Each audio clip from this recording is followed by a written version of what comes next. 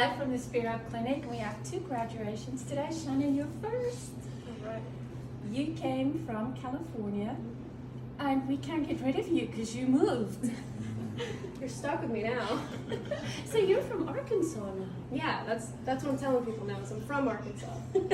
Your friends back home must be fascinated by this turn in events. Mm-hmm. I just tell them it's way cheaper here, and they're like, understandable. So tell me how things were for you when you came in. So when I first got here back last November, and I couldn't really barely walk. I was kind of hobbling like a little zombie, and I could stand for, a minute tops before my knees would buckle and my legs would give out and I would fall. I had these kind of little episodes of falling maybe once a month, and I would fall and I would lay on the floor for a while before I got back up.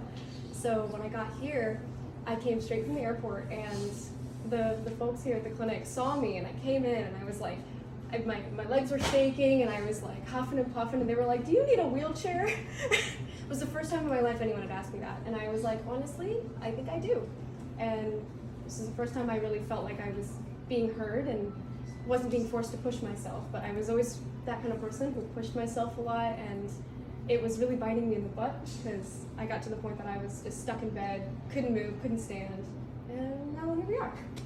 Where are you today? I'm at a 0 right now, no pain, and I'm very confidently standing. I got little heels on. You do. For the first time, I've been in probably a year, that ever since I stopped modeling, I stopped wearing heels because they're so bad for you. And it was caused so much pain. And so now I don't feel any pain wearing them, so I'm excited. And we can fix whatever the heels do. Yeah. Do you have something you'd like to say? I do. I wrote a little speech for all my favorite people here. But to kind of backtrack to people who may not know me so super well, if we haven't talked much, my kind of brief story is when I was 4, I was injured in an accident that caused me to break my left leg and caused some sort of unknown damage to my coccyx that was not discovered until like 2 years ago. Doctors at the time, they never looked at my tailbone, they never followed up on the broken leg after my cast came off. So for nearly 20 years, I adopted severe compensations on my lower body. And I just grew up thinking that chronic pain was a normal thing. So I ended up babying my left leg my entire life, and it wasn't until I got here that people pointed out that when I would stand entirely on my right leg. I would put no weight on my left. And surprisingly to no one here, my chiropractor back home was the first person and only person to ever point that out, that I was having these issues with coccyx. No doctors, I've seen several doctors for all the mysterious pains, and they all said nothing was wrong, which I don't think surprises a lot of us. It wasn't until about 3 years ago that the chronic pain worsened and very suddenly overtook my life. I began to feel a burning pain in both of my legs, so terrible that I couldn't sleep. I could barely stand or walk, and my boyfriend at the time stayed up while I cried all night from the pain for about 2 months before he decided it was too hard to be with me. Alone, with nothing but the long distance support of my parents. My mom's watching the live stream. Hi, Mom. Along with nothing but the long-distance support of my parents, I dragged myself through the hell that is CRPS. I fought until I was bedridden from pain. Alone, I showed up at Spero, and finally, for the first time in my life, I felt understood. The clinic gave me hope for the first time.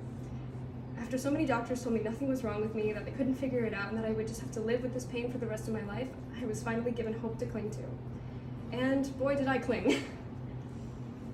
Everybody here has a place in my heart, but there's a few people specifically that I really wanted to thank for the unbridled support on my journey. My NMR therapists, Kelsey and Annie. Within a week, Kelsey had me back to walking upright, no hobble or no limp, which I think was very impressive. I was standing up straight. I was able to worship at my church without my knees buckling, without having to sit down and kind of feel a little embarrassed about that. And by week 5, I was at 100 on the arc wave. Kelsey pushed me to my limits every day for 3 months, and when Annie took over for my last 2 months here, she had no trouble picking up where Kelsey left off. Her own journey inspired me to push myself when it was hard, and our conversations quickly made me feel like I had found a lifelong friend in her. Annie got me to my first zeros, which turned into my permanent zeros. Dr. H, who taught me more about myself than I could ever imagine. I learned how to care for myself and how to handle the seemingly constant influx of new infections I'm always getting, and most importantly, taught me how to live life. Dr. K Thank you for giving hope to not just me, but people around the world. When so many people are telling us that, you know, we're never going to get better, you stood up for us, you fought for us when no one else did.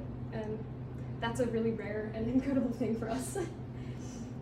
And to everyone who stops me in the hallways to ask where my boyfriend is or to tell me to marry him already, Amanda, I brought him here. He's here now, and I postponed my graduation so that way you could see him. Thank you for making me smile all the time, because the fact that you guys like him means a lot to me. And Ihan, you're the light of my life. You stood up for me. You fought for me when no one else did.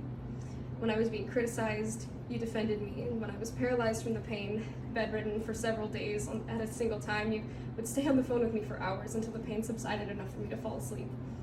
Every day you begged me to let you visit so that you could help with the therapy. I was scared to show you my suffering, and instead of turning away, you only grew more and more fond of me. When I tried to push you away because I was scared of being hurt again, you just held me tighter and told me you would never leave. I don't know if I could have done this without you. Thank you for believing with me, and I will always love you no matter what. Wow.